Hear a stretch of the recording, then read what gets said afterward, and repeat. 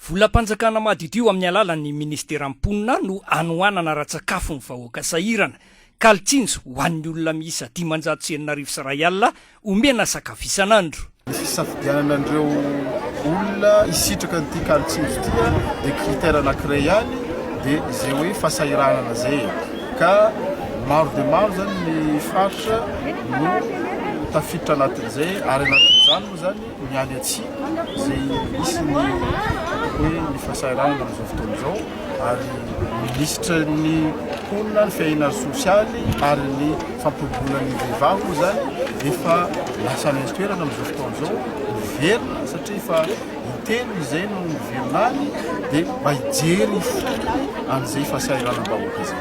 Distrika 12 manerana ny Madagasikara no anatanterahana ny kalitsinjo entitra ny fomba fiasa ialana amin'ny fahadisoana arakady. Ny sakafo zarina eto amin'ny faritra Tandrevenivohitra dia miisa 5,725 isaky ny sita. Ka misy sita anakenina amin'ny arrondissement enina mahazo daholo dia manome io zany 5550 na 5,500 tondra an'ilay liste efa mipetraka aty amin'ny ministeram-ponina avy eo mahazo tikely olona dia manketsy aloha izy mizara mandray sakafony. Tsy voatery hoaniny eto le sakafo satria hoentiny mody iny satria mety mahavita olona roa telo indray dia efa tonga any an-trano. Fifanomezan-tanan'ny olom-boafidy sy ny olom-boatendry ary ny teknisianina isan-tsokajiny no enti mitsinjara ny kalitsinjo.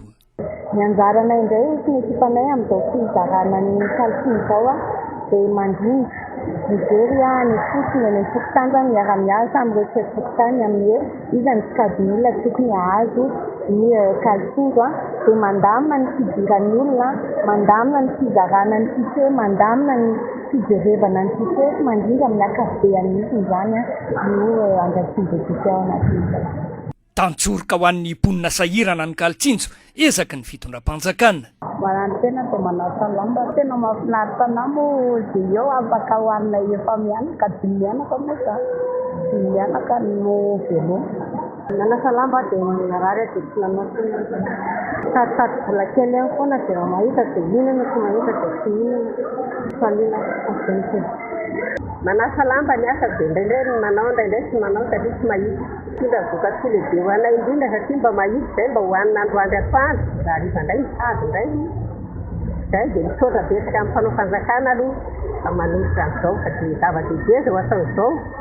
7 andro no faharetan'ny kalitsinjo ka mba hampangarahara ny fitsinjarana azy dia azo mponina sahirana atao avy hatrany ny manao fitarainana raha misy tokony azo izany nefa tsy tafiditra ao anatin'ny lisitra.